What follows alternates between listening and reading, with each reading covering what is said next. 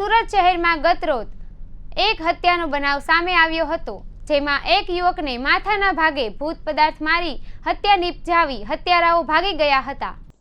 સુરત શહેરમાં ગતરોજ એક હત્યાનો બનાવ સામે આવ્યો હતો, જેમાં યુવકે માથાના ભાગે ભૂત પદાર્થ મારીને હત્યા નિપજાવી હત્યારાઓ ભાગી ગયા હતા। આ બનાવ સંદર્ભે પોલીસે હત્યાનો ગુનો નોંધી આરોપીની શોધખોળ શરૂ કરી હતી અને જેમાં સામે આવ્યું કે પત્નીના પ્રેમીએ મિત્ર સાથે મળીને પ્રેમિકાના પતિની હત્યા કરી નાખી છે। રાહુલ અને પ્રશાંત બંને એકબીજાના અંગત મિત્ર હતા, પરંતુ પ્રશાંતની નજર રાહુલની પત્ની પર બગડી હતી અને તેને પ્રેમ જાળમાં ફસાવી દીધી હતી। છેલ્લા 4 વર્ષથી તેમની આ પ્રેમ લીલા ચાલી રહી હતી અને આ પ્રેમ લીલાનો ભાંડો રાહુલની સામે ફૂટ્યો હતો। આ પ્રેમ લીલાને લઈ અવારનવાર રાહુલ અને તેની પત્ની સાથે ઝઘડો પણ થતો હતો। રાહુલનો અવારનવાર ઝઘડો પત્ની સાથે થયો હોય પ્રશાંત રાહુલને સમજાવવા આવ્યો હતો, ત્યારે પ્રશાંતે રાહુલ સાથે પણ થોડો ઝઘડો કર્યો હતો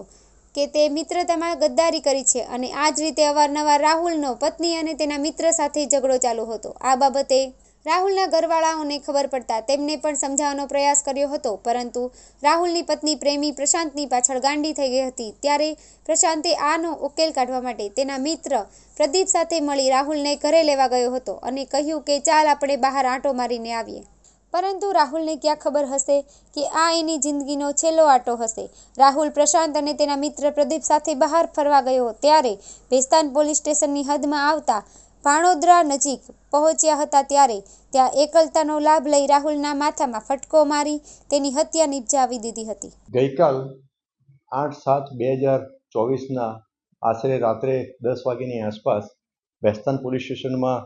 એક ટેલિફોનથી એક જાણ કરવામાં આવેલી હતી કે ભાણોદરા ગામની સીમમાં ઇકલેરા તરફ એક સિંગલ પટ્ટી રોડ જાય છે, એ રોડની બાજુમાં એક ડેડ બોડી પડેલી છે અને જે લુહાણ હાલતમાં પડેલી છે। જે અનુસંધાને ભેસ્તાનની સ્થાનિક પોલીસ અને ભેસ્તાનના પોલીસ ઇન્સ્પેક્ટર શ્રી સ્થળ ઉપર પહોંચેલા હતા। સ્થળ ઉપર ડેડ બોડીની પ્રાથમિક તપાસ કરી તો એમાં હેડ ઇન્જરી એટલે માથાના ભાગે ઇન્જરી હોય એવું જણાઈ આવેલું। આસપાસ થોડી તપાસ કરી તો એને બીજી પણ ઇન્જરીઓ અને બ્લડ નીકળેલું હતું, જેથી એની ડેડ બોડીને આઈડેન્ટિફાઈ કરવા માટે સ્થાનિક લેવલે પ્રયત્ન કર્યા અને ખૂબ જ ઝડપથી આ ડેડ બોડી આઈડેન્ટિફાઈ થઈ ગઈ અને એ જે ભોગ બનનાર હતા એ રાહુલ દિલીપભાઈ પાટીલ કરીને જણાઈ આવ્યું। એના ઉપરથી થોડી આગળ તપાસ હાથ ધરતા એના સગા સંબંધી એટલે કે એની પત્ની અને એના ભાઈ એની તપાસ કરતા મળી આવેલા અને એ એના પત્ની અને એના ભાઈની લાવી અને પૂછપરછ કરતા આ સંબંધે 2 આરોપીઓએ આનું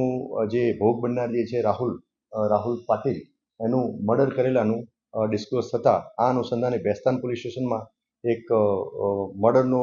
ગુનો દાખલ કરવામાં આવ્યો। આ ગુનાના જે ફરિયાદી જે છે એ ભોગ બનનાર રાહુલ પાટીલના મોટાભાઈ ગણેશભાઈ દિલીપભાઈ પાટીલ છે અને આ ગુનો દાખલ થયા બાદ ભેસ્તાન પોલીસે તાત્કાલિક તપાસ હાથ ધરી અને બંને આરોપીઓ જે છે એ મળી આવતા તેઓને લાવી અને એની પ્રાથમિક પૂછપરછ કરતા તેઓએ ગુનો કરેલાની કબૂલાત કરેલ છે, જેથી હાલમાં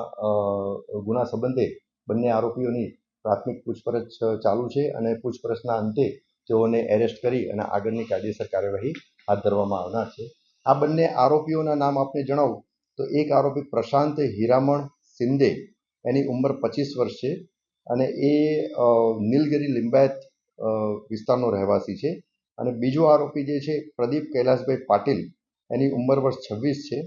એ મૂળ જલગાંવ મહારાષ્ટ્રનો છે પણ હાલમાં કતારગામ વિસ્તારમાં રહે છે। આ બંને પૈકી જે પ્રશાંત હીરામણ શિંદે જે આરોપી જે છે એના અને હાલના જે ભોગ બનનારની પત્ની એના આડા સંબંધનો પણ શક વહેમ હતો અને એ અનુસંધાને જ અવારનવાર ભોગ બનનાર અને પ્રશાંતના ઝઘડા થતા હતા, જેની અદાવત રાખીને જ આ પ્રશાંત શિંદે અને એના ભાઈબંધ પ્રદીપ પાટીલ એ બંને ભેગા થઈ અને આ ભાઈ ભોગ બનનારને ઘરેથી લઈ જઈ અને પછી ભાણોદરા ગામની સીમમાં જ્યાં બનાવ બન્યો છે એ જગ્યાએ લઈ ગયા અને ત્યાં જઈ અને માથાના ભાગે બોથડ પદાર્થથી મારી ઈજા કરી અને એનું મોત નિપજાવેલ છે।